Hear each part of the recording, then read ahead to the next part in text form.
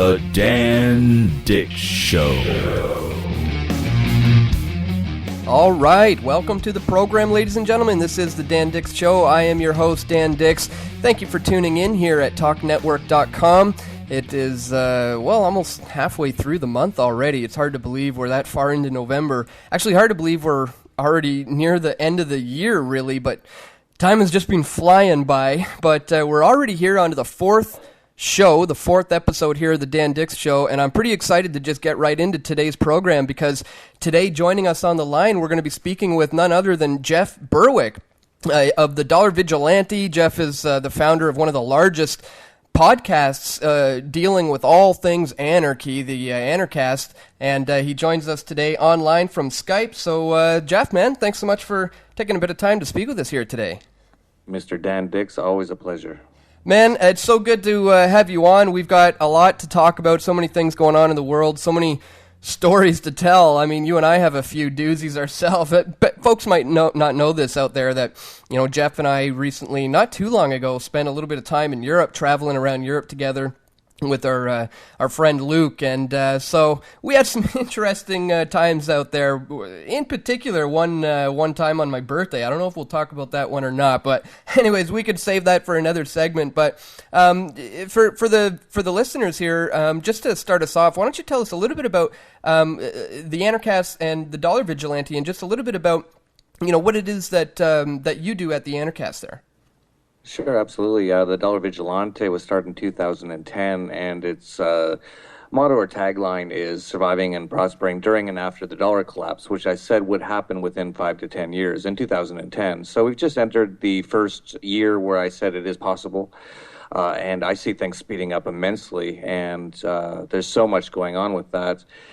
And at the same time, of course, the Dollar Vigilante says that we're freedom fighters against mankind's two biggest enemies, the state and the central banks.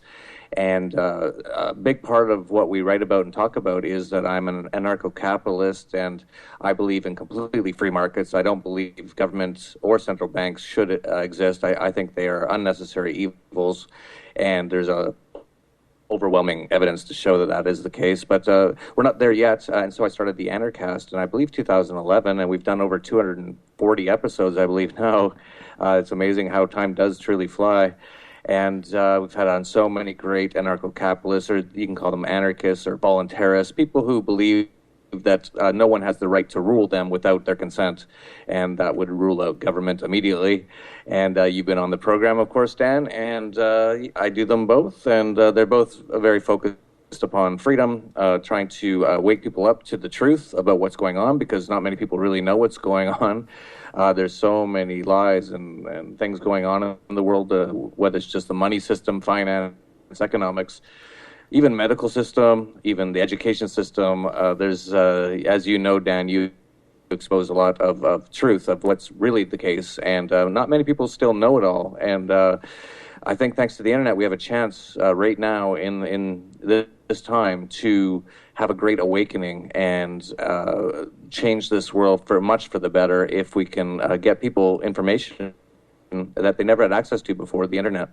Yeah, absolutely. And that's why I really like that you focus too on the finance side, because, you know, really what all this boils down to is when you follow the money, that's how you eventually learn who some of the major players are and what this is all about, because, I mean, that's really the thing that's driving this whole thing. And so, you know, having the Dollar Vigilante for people to be able to go to find out about what the heck is going on with the markets, and when things are all over the place these days. We just released an article at pressfortruth.ca that just came out today. I'll just read you a little bit of the first paragraph. Maybe you can get your thoughts on it. This is from PFT's own Eva Shield. When it comes to the U.S. dollar and the perpetual deterioration of this fiat currency, many have speculated over the years that it would eventually meet its demise, like so many other fiat currencies have before it. Some, like Jeff Berwick, have been so bold as to predict, even back in 2010, that the financial collapse could come in as little as 5 to 10 years. The market continues to be propped up on credit, containing multiple bubbles, and an increasing number of people are wondering just how long is this going to last for. Some financial experts have estimated that we could possibly see some major market turmoil later this year and into the next. What are your thoughts on, as we're closing out 2015, and what are your thoughts on this concept of major market turmoil coming potentially at the end of this year? Yeah, we've already seen a lot of market turmoil already. There's been 23 stock markets in the last quarter, all went into crash scenarios, and even the Dow Jones had a drop of over 1,000 points on August 27th, which was the record. It did rebound since then, but it's getting very close to the end of this rebound, in my opinion. However, there's so many things at play. For example, the Federal Reserve is once again saying that they may raise rates or they might go into negative interest rates. And it's going to be very interesting to see what they do, because with the amount of U.S. government debt right now, which is getting close to 19 trillion now, you can hardly keep up with the amount as it adds up. They can't really allow interest rates to rise if they want the U.S. government to not default on its debt, because things get very out of control very quickly. Obviously, with $19 trillion of debt, if the interest rates rose to 10%, which is not a massive amount in historical standards, that would be $1.9 trillion per year paid to interest payments alone by the U.S. government, which is almost the entire tax extortion revenue base of the U.S. government. So we're very close to the end of these nation states, these fiat currencies, these central banking systems.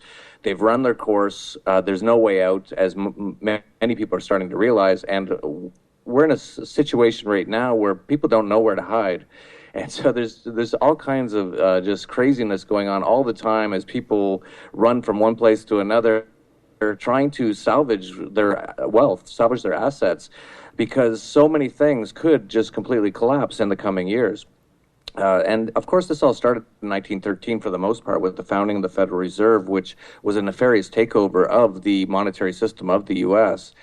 And then it got worse in 1971 when Richard Nixon removed the gold backing away from the dollar, which for the first time ever, we had fiat currencies around the world with none of them had anything backing them. And of course, since then, we've had a real rise in the socialist, also fascist, democratic nation states that are spending with wild abandon because they're unrestrained by anything. And all the governments, all the major governments in the world are so indebted now that this is getting very close to massive defaults by the governments, which would cause a depression much worse than 1929. It'd be exponentially worse, or the central banks continue to go into negative interest rates and continue to print money until we have hyperinflation in many of the currencies. And that's actually even worse as far as the economy goes, because then it's very difficult for people to transact because the money is worthless. Of course, there's things like gold, silver, and Bitcoin, which hopefully people catch on to more so that we can actually have an economy that lasts through this. But this is very dangerous times. I call this the most dangerous time in human history for capital. Mm-hmm. Well, do you think people are starting to catch on to this? I mean, people witnessed around the world what happened in Cyprus when their pensions and bank accounts were essentially robbed by the government. And perhaps with that, recently we've seen a Bitcoin kind of taking a large spike and then dropping again just recently in the last few days.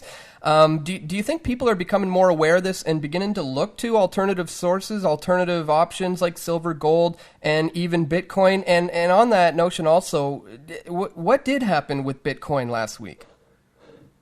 Well, you don't really know what exactly happened. It's a big markets, and it's very difficult to say. But in my estimation, there was a number of factors. The biggest factor was that Bitcoin was staying steady around $230 to $250 per Bitcoin for the entire year until last month. So that was very interesting to see, because Bitcoin is known for a fair amount of volatility, and it was incredibly non-volatile for the entire year.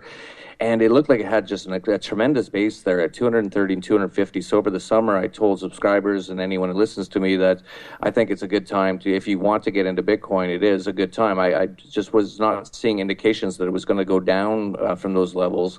And there's so much going on in the Bitcoin market.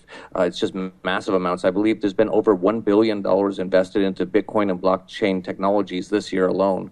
Very large amount. All sorts of people are investing, including the New York Stock Exchange and all sorts of major banks now, they're starting to get it. Bitcoin started in essentially 2008, 2009. So it just had its 7th birthday last week, and they're really catching on now. And so Bitcoin has tremendous upside opportunity if it starts to be used more globally and more by people around the world. Yeah, I recall. In fact, if it actually replaces, yes, go ahead. I recall here in Vancouver, anyways, when one of the first Bitcoin ATM machines in Canada arrived at one of the coffee shops at Waves Coffee here. We did a little story on it about a year and a half ago, and it seems that Bitcoin is starting to pop up in more and more. I guess you could call them mainstream industries and businesses out there. What are you seeing that as well? Like, what other kind of big companies and businesses are accepting Bitcoin now?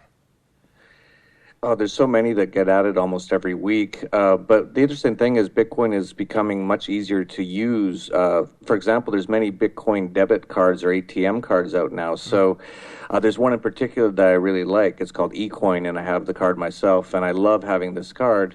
And if people are interested in it, just go to $vigilante.com/ecoin. And you can get a Bitcoin card now, so you can put Bitcoin on the card, and when you want to use it, you just transfer money onto the card, and then you can use it as a regular credit card. So it's not even so important now that a lot of places accept Bitcoin, although they are. It's every day some big company's accepting it, but it's the build out of the entire blockchain and Bitcoin technologies is becoming more and more easier to use, which was a big issue 3, 4, 5 years ago. 5 years ago, you couldn't really use it. 3, 4 years ago was difficult. It's now starting to get to the level where it's starting to get easy to use, which will make it much easier for your general consumer or your general person to be able to use it easily. And once that really starts to get rolling, we could see Bitcoin rise dramatically. Very true. You know, it's similar in the silver and gold markets as well. That's often been an issue of how do you spend this in the market when you have a number of bars. I saw a credit card sized pieces of gold that had 1 gram wafer kind of little flakes with perforated dotted lines where you could break off a 1 gram piece of gold. And I thought that was just a fantastic idea to be able to carry around a couple of those in your wallet and to be able to trade out in the open market with actual, real, physical gold, tangible money that you can actually hold in your hands. So that was a pretty neat concept. I know you can get those at silvergoldbull.com, some friends of ours here at PFT. Now, we're coming up onto the break, Jeff, and, since we're on to the financial talk right now, coming back on the other side of the break, maybe we can talk a little bit about the post-Shemitah world, because that was a lot of the talk that you had earlier coming into this month and the one before. So stick around. We'll be right back on The Dan Dix Show.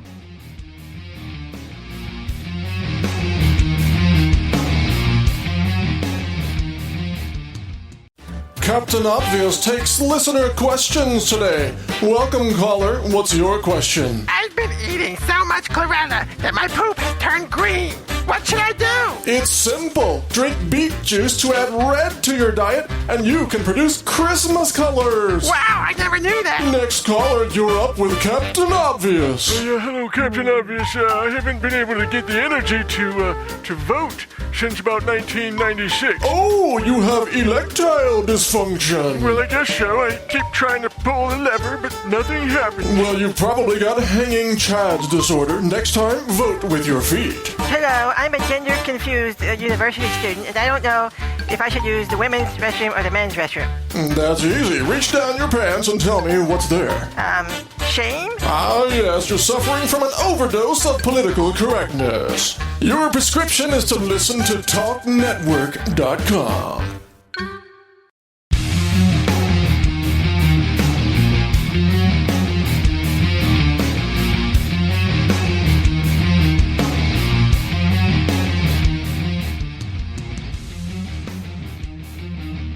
All right, we are back. This is the Dan Dix Show, and I am your host, Dan Dix. And we are joined on the line today by our guest, Jeff Berwick of the Dollar Vigilante. And just before the break, we were talking a little bit about just the global financial market collapse that is kind of imminent and coming around the corner.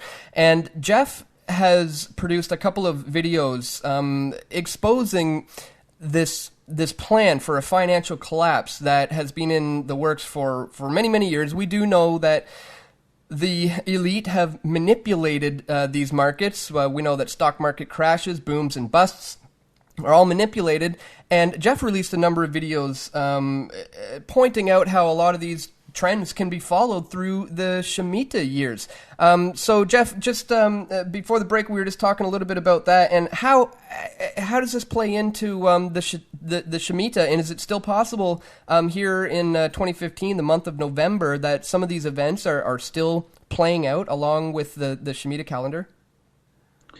Yeah, just for background, if people don't know about the Shemitah, essentially most people heard about it from a person named Jonathan Cahn, who wrote a book called The Harbinger, and then he wrote another book called The Mystery of the Shemitah. And I found it very interesting that he had identified these Shemitah years, which is mostly from the Jewish religion, as having very high correlation with a number of events, mostly stock market events, but also military events and wars.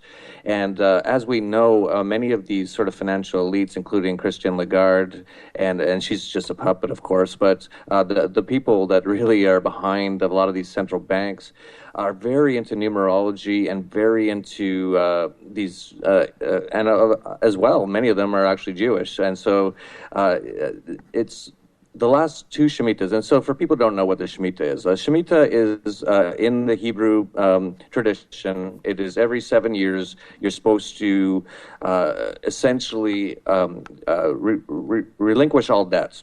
And very interestingly, in the last two Shemitahs before this year, so that was in 2008 on September 29th, that was the biggest point collapse in the Dow to that date. And interestingly enough, the bell at the New York Stock Exchange didn't ring that day. In the Shemitah before that, that was September 17th, 2001, so that was right after 9/11, and that was the first day the U.S. stock markets opened, and that had its biggest point drop to that date on that exact day of the end of the Shemitah. The Shemitah before that was 1994, which was known as the global bond market massacre, which had massive issues all around the world with a lot of currencies collapsing and a lot of bonds collapsing. And then before that was 1987, and it was a couple weeks after the end of the Shemitah in October that was Black Monday, which was a 23% point drop on the Dow in one day. Just to give people an idea of how big that is, in today with the Dow at around 18,000, a 23% drop would be a 4,000 point drop on the Dow. You could just imagine just the chaos that we'd be seeing if that happened. Even when it went down 1,000 points intraday on August 27th of this year, it was quite a calamity. And that was so much smaller than the one in 1987. And you can keep going back throughout essentially the 20th century and see that the Shemitah seems to happen right around the time that there's either a major financial crisis, collapse, or some sort of major war. And as we know, the central bankers are behind all wars, and that's we can't really have these wars without central bankers. And this has been going on for centuries, and it's heinous and horrible, and we need to stop central banking, end the Fed, end all central banking. It's actually a communist tenet. And I can't believe anyone believes it has anything to do with a free market. It's essentially, if you have control of the money, you control everything. And it was actually Meyer Amschel Rothschild who said, "Give me control of a nation's money, and I care not who makes its laws." And you said at the very beginning of this program that follow the money, and that is almost always the case, and that is the case. And they control the money. And when you control the money, you control a lot in this world today. And so this year, the Shemitah ended on September... off the top of my head, it's September 13th of this year. Now, isn't this one of those doozy Shemitahs where it's also the 49-year Jubilee cycle? Yes, that's the very interesting part about this Shemitah. I should mention on September 13th, there was a lot of major events that started to go into motion, including the Eurozone essentially collapsed. On that exact day, Germany closed its borders, Austria. There was numerous countries, Hungary, Slovenia, all either on that day or in a couple of days right around it, but many of them on that exact day. And so this year, as you pointed out, so every seventh Shemitah, so every 49 years is something called the Jubilee. Mm-hmm. And interestingly enough, the UN called its 70th session, which began this September, they called it their Jubilee session. So there's a lot of interesting coincidences going on around all this. And so we are in the Jubilee year now. And now the Jubilee year is supposed to be the year where God gives back stolen land to those that had stolen from them. And essentially it goes around the Israel, what he calls the people of Israel.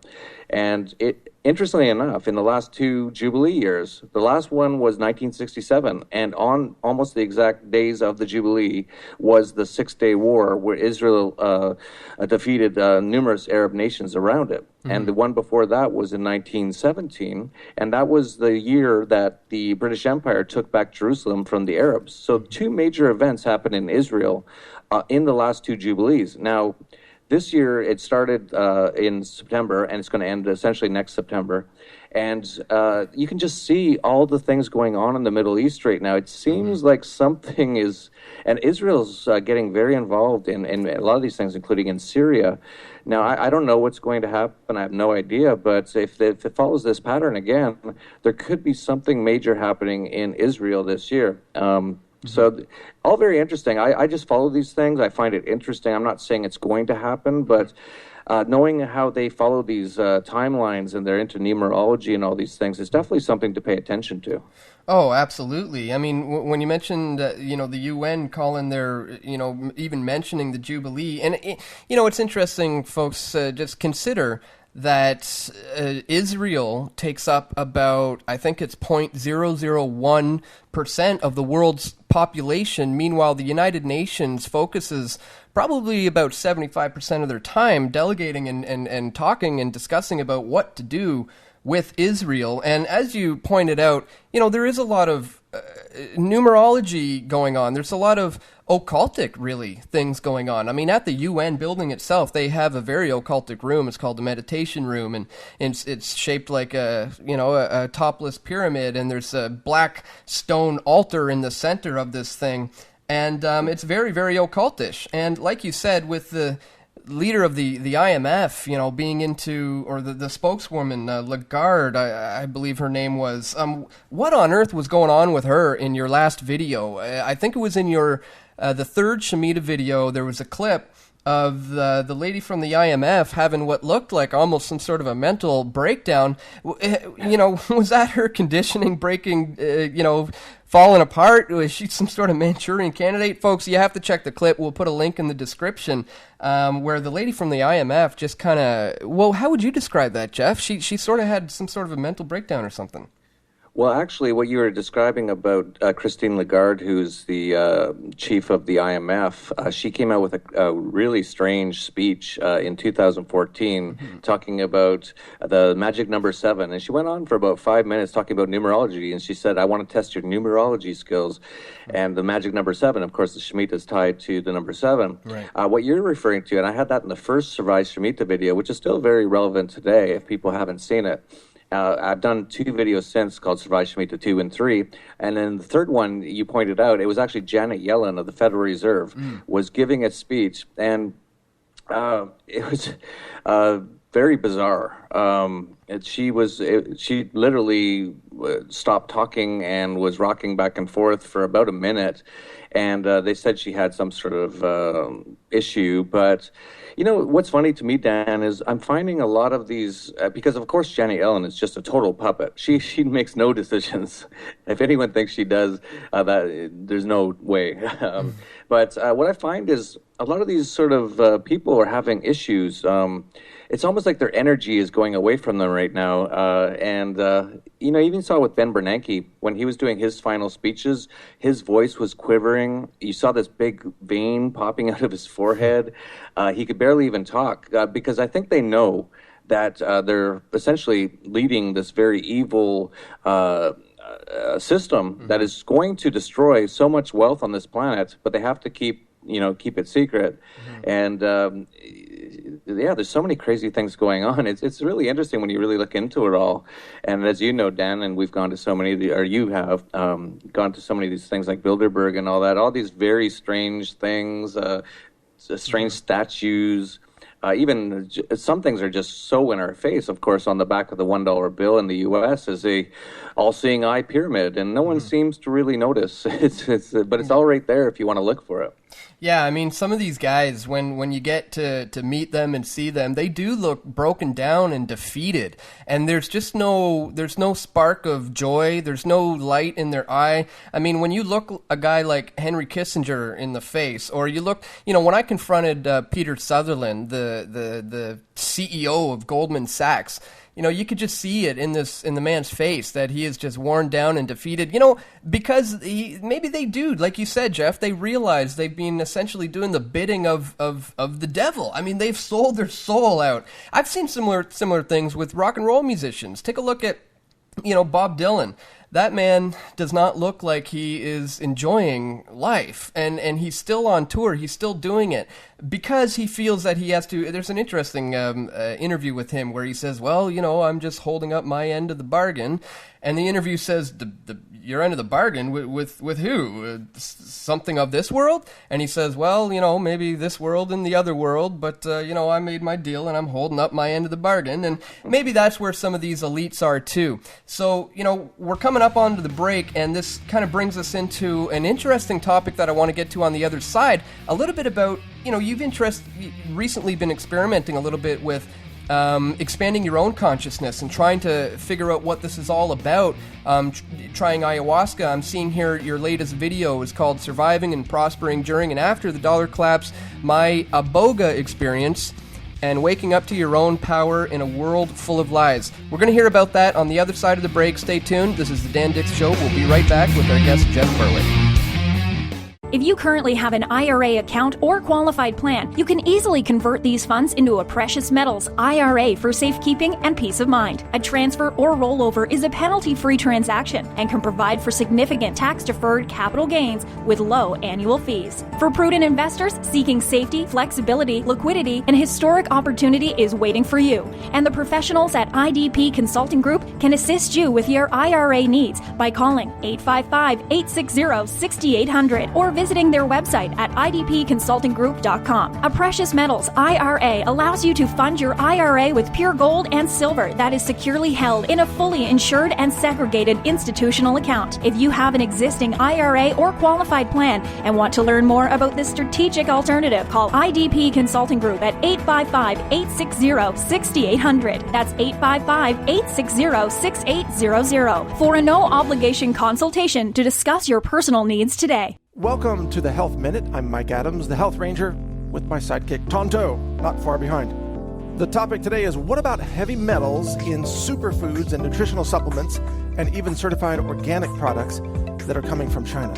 Well, you may not be aware of this yet, but the Talk Network online store, which you'll find at store.talknetwork.com, uses our own private laboratory, where I am the lab science director, and we test everything that we sell for toxic heavy metals, such as lead, cadmium, arsenic, mercury, and even elements with radioactive isotopes, such as uranium, strontium, and cesium. And if it doesn't show up as really, really clean, we reject it.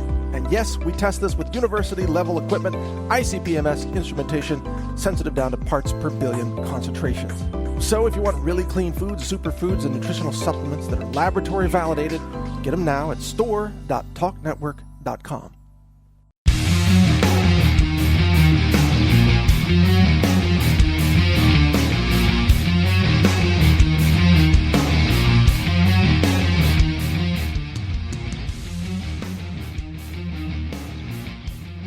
All right, we are back, ladies and gentlemen. This is the Dan Dix Show. I'm your host, Dan Dix, and once again, we are here with our guest, Jeff Berwick. And just before the break, we were talking a little bit about how these elitists are.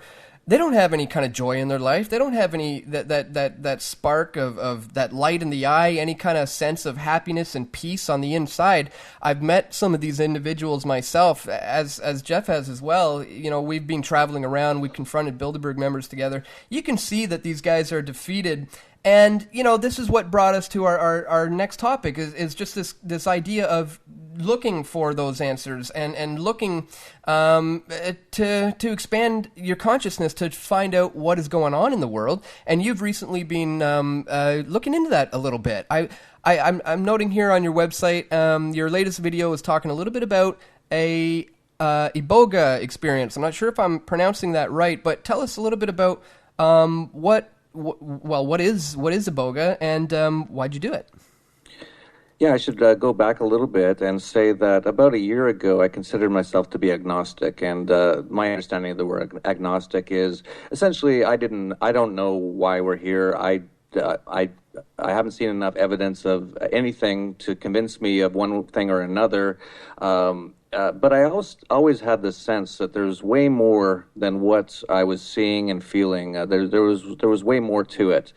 But I'd never really looked into it. And over the last year, I've gone through so many things and looked so deep and tried so many things. I've realized that I needed to go deeper. And it's sort of interesting because a lot of this stuff for me started with the tech bubble collapse, where I lost about $240 million overnight, and looking into the Federal Reserve and just reading The Creature from Jekyll Island by G. Edward Griffin just opened my eyes dramatically. I was like, why don't we know this? Why don't we know how the Federal Reserve was founded? Why does no one know this? And so that's why I started the Dollar Vigilante. And I think it was fairly soon after that, because 9/11 happened around the same time, that a good friend of ours, Luke Radowski, was involved in creating a documentary called Loose Change. And that documentary blew my mind. I was like, oh my God, I can't believe I didn't notice all this stuff. It was obviously what they said it was on CNN. And I was like, if they're lying about this, and if no one knows about how the Federal Reserve, what it really is, what else isn't true? And the more I looked into almost every major event in the last few hundred years, it's almost all lies. And I began to go deeper and deeper, and I said, what else don't I know? And I went through a number of personal issues as well. I was going through a really bad business deal that just went really bad for a while, and I was really searching for something. And as well, I'm 45 years old this month, and I've been always searching and always looking for things. But I've done so many things in my life, and what I found was I just never felt like I was happy. It just, no matter how much money I had or what I achieved, it didn't make me happy. And so then I started to wonder and also get worried. That's sort of a funny thing, is if you had all these goals in your life and you figured when you got there you'd be happy, when you get there and you're not happy, it's kind of scary, because you're like, oh, I totally had it wrong, obviously, because this didn't make me happy at all. So what is it I was missing? And as I started to research things, as you do, Dan, and start to realize how many things are lies that we're told. It's almost everything. From the medical system, it's designed to make you sick now. The education system isn't designed to make you smart. It's designed to make you memorize mostly all lies and continue on with the system. The financial and monetary system, it's all based on a total scam. You just look into almost everything. And so I just kept looking and looking, and I was not happy, and I was having problems. And I just dug deeper, and I said, there's got to be something more. And I began meditating at first. I began paying attention to very spiritual and even religious things, even though I don't really like organized religion too much at all, because I don't like anything institutionalized and centralized. And but I found that I need to look more into spiritual things. Mm-hmm. And so I first heard about ayahuasca. And I thought, okay, I'm going to try this. And for people who don't know what it is, it's an ancient medicinal plant that is quite psychedelic, and it also is known to give you great insights into your life and what life is and things like that. And I did it a few times and it was good, but it didn't really get me to the point where I felt like I'd gotten to a new level of consciousness or awakening, and I wanted to get there. And so I heard about iboga a few months ago. And it's known as the biggest psychedelic on Earth. And for people who don't know what it is, it's actually from Western Africa. It's a root.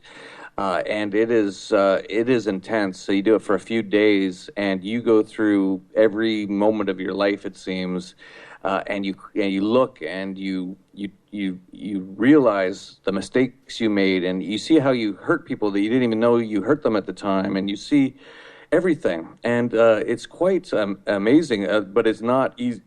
It's not easy or fun at all. It's not something to be done just to try it. It is super intense. Mm-hmm. And I came out of that experience, I felt like a new person. Mm-hmm. And I felt at peace for the first time maybe in my life. And I've just gotten so much more spiritual now. And for example, I'm rereading the Bible right now. I read it when I was younger, and following the whole Shemitah thing as well had so many interesting insights to me that I have to figure all this stuff out, because there's so many lies as well, right? And that's the real tough part, is you don't know where to go or who to trust.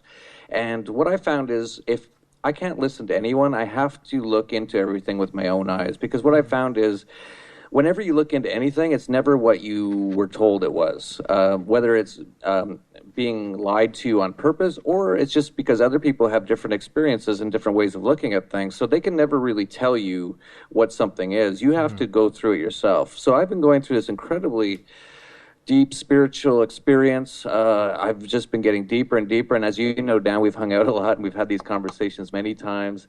And I think I'm getting quite close to being more at peace, to understanding myself, to understanding what God is, although I don't think I'll ever understand what it is. But I think I'm getting closer, and this Iboga experience really pushed it through for me. And but I still think I have so much to learn. But I think it's really important. I think so many people never really think about these things. Mm-hmm. And I think, looking back, I think this is the most important thing to discover, is who you are, what life is, why we're here. And most people don't even give it a thought.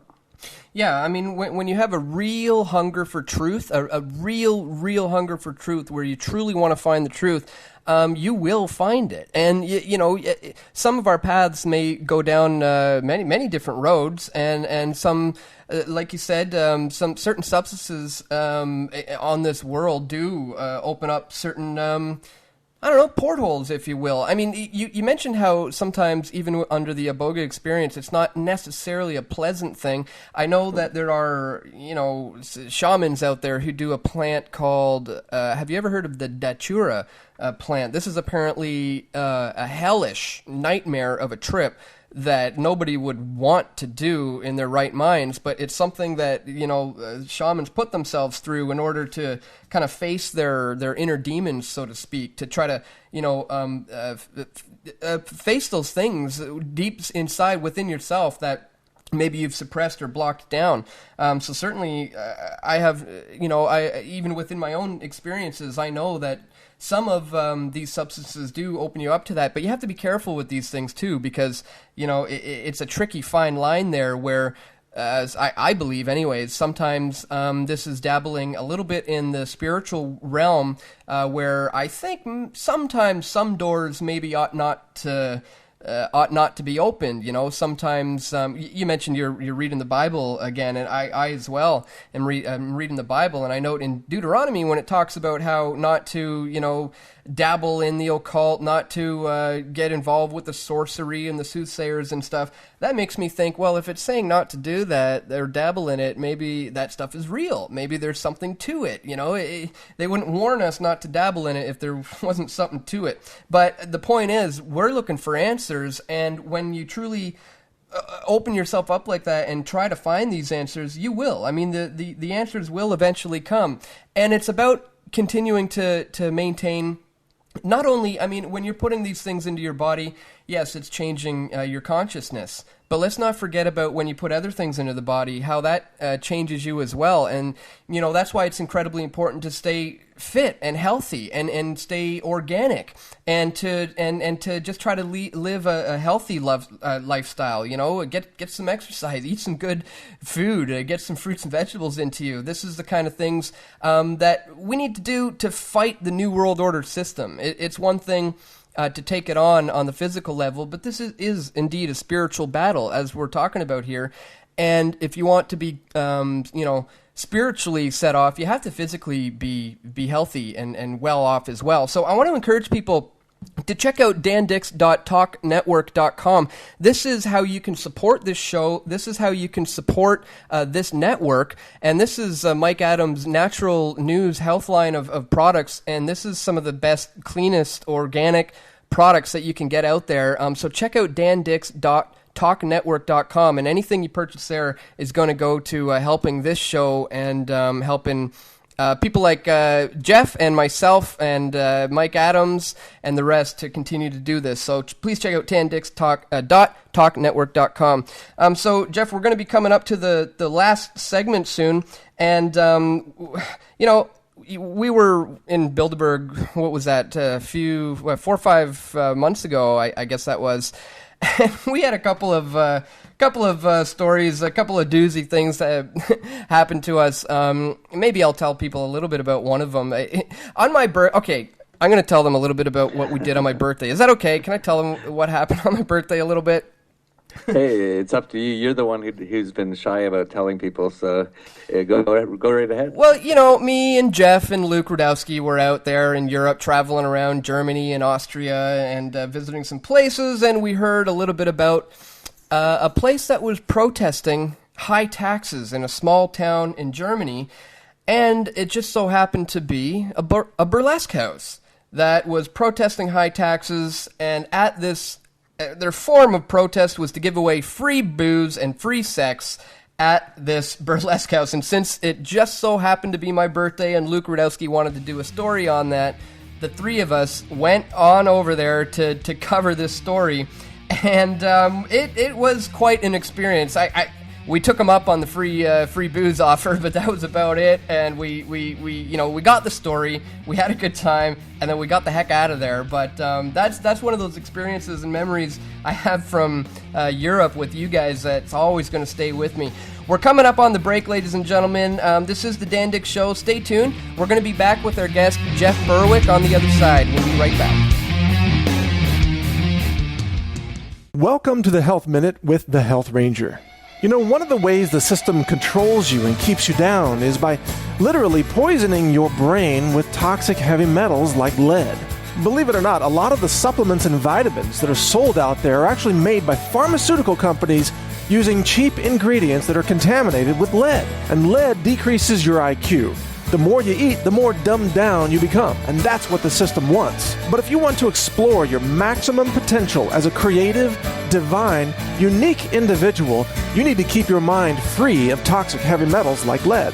And that's my specialty. I run a lab where we test all the supplements and superfoods that we offer for all the heavy metals, including lead, mercury, arsenic, and cadmium. And that's why everything that we offer at the Talk Network store is laboratory validated for cleanliness and purity. Protect your brain by feeding it right at store.talknetwork.com.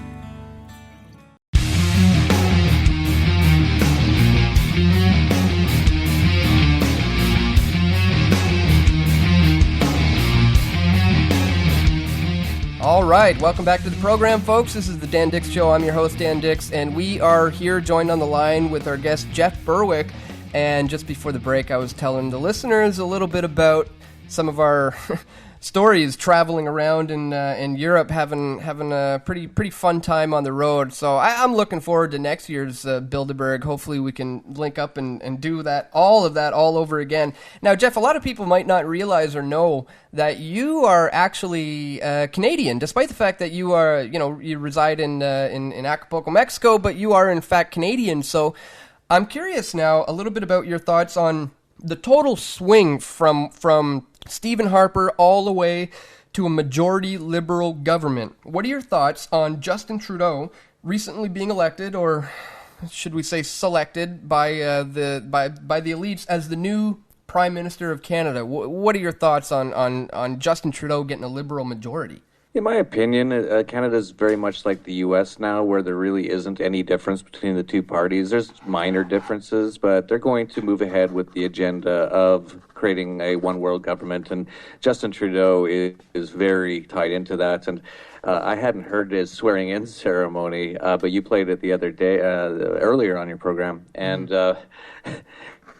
how many times did he swear allegiance to the Queen? I thought as Prime Minister of Canada, he was supposed to be sort of working for the Canadian people, but he didn't really even mention them. He just mentioned about 5 times how he will do anything and everything for the Queen. Pretty disgusting. It was disgusting, ladies and gentlemen. If you want to check that out for yourself, go to pressfortruth.ca and check out our latest live broadcast. And we air Justin Trudeau's throne speech. Well, it's not a speech. I guess it's his oath to office.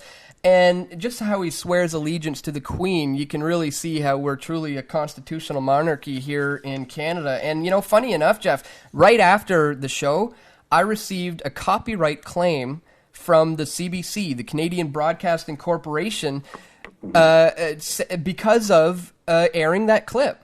And now YouTube sent me a message saying the CBC has filed a copyright claim. You don't have to do anything, but what we're going to do is place ads on your video, and CBC is going to make the revenue. If you want to dispute this, you can. And I'm actually going to go ahead and dispute that because, we're a news organization, and we were covering the inauguration of a prime minister here. So I feel that under, I think it's Section 29 of the Canadian Copyright Act, we're protected under what's called fair dealings. We're actually allowed to comment and provide commentary on newsworthy clips. So, yeah, unbelievable that the CBC would try. And they've used my footage. That's the funny thing too. The CBC's used my footage in their stuff, and I've never been paid a cent from them. So, anyways, that's just a little side note. I'm going to be disputing that one and trying to go up against the CBC for that one. But here in Canada, you were also involved in, I'm not sure if you're still closely aligned with the Libertarian Party.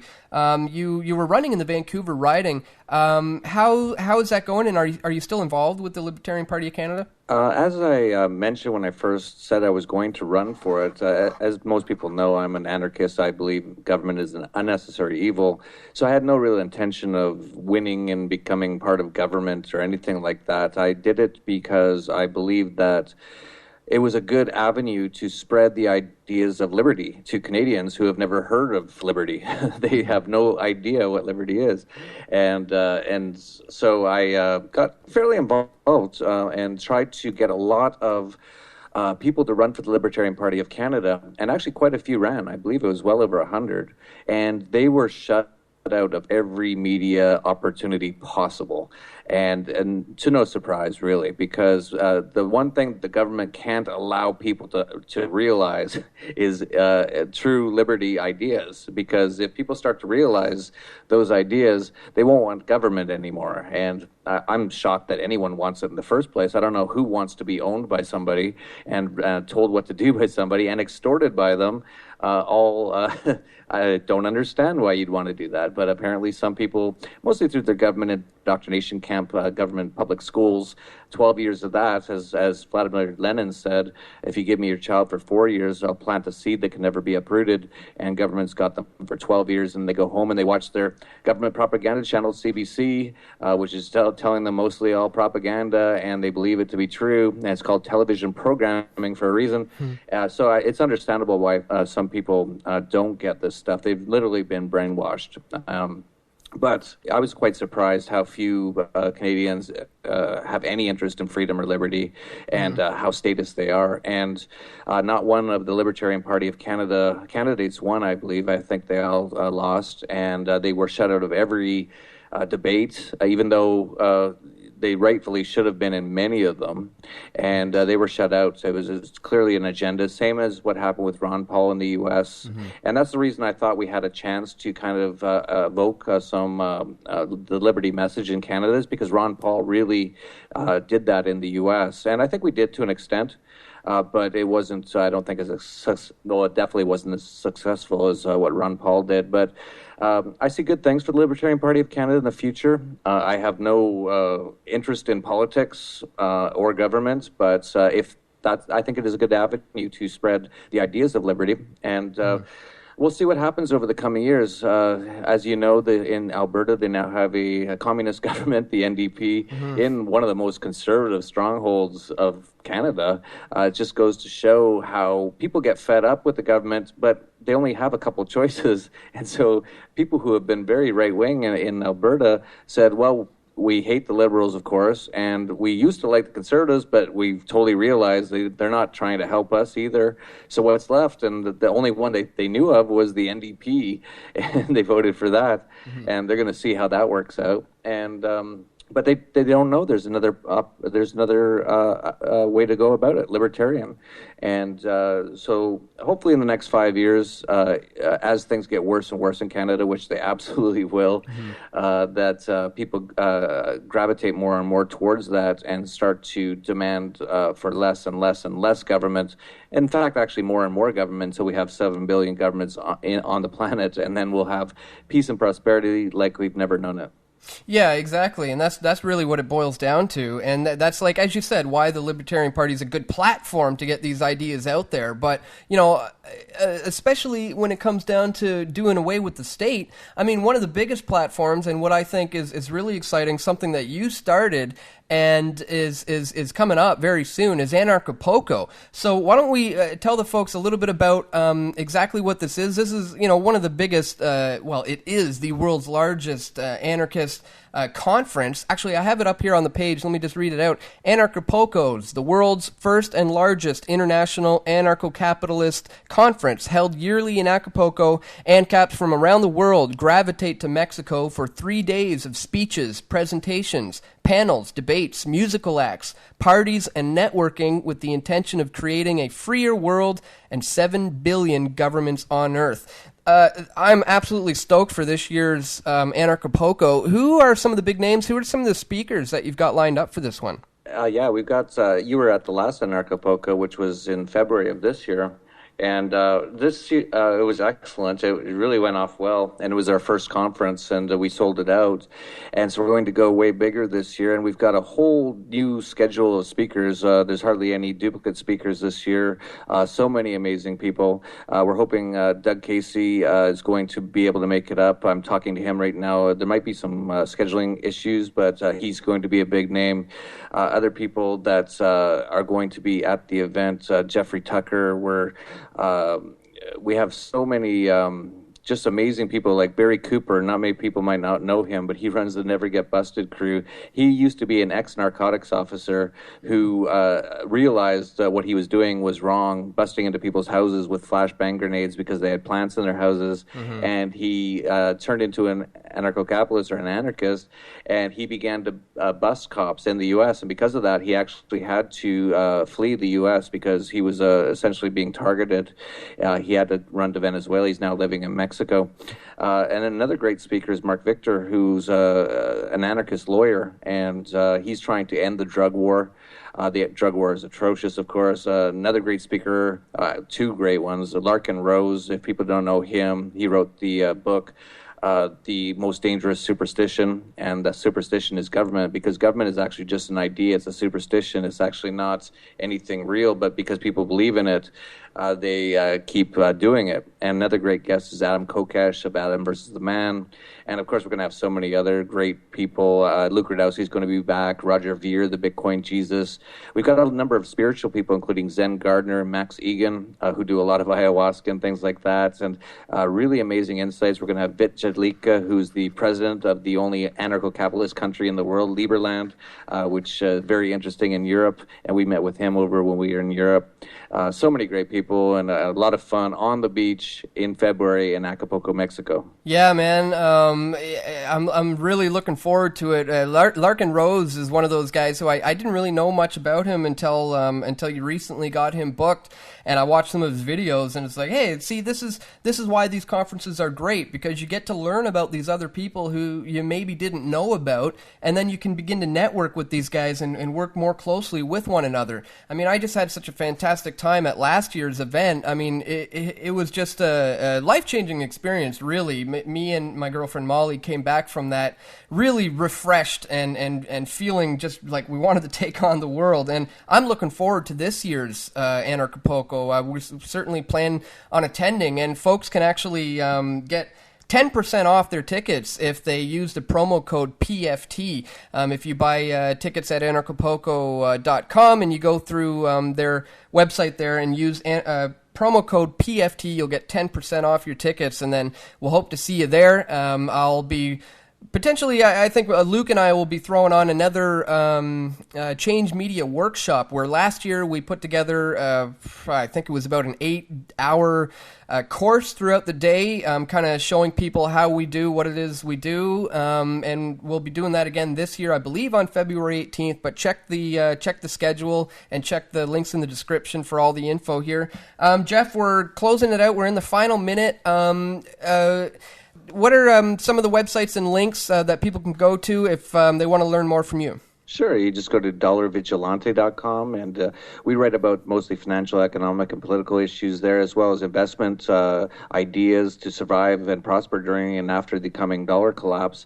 And you can just put your email on the front page there, and we'll send you our daily blog. And if you're interested in freedom ideas, just check out our YouTube channel, Anarchast. That's ANARCHAST.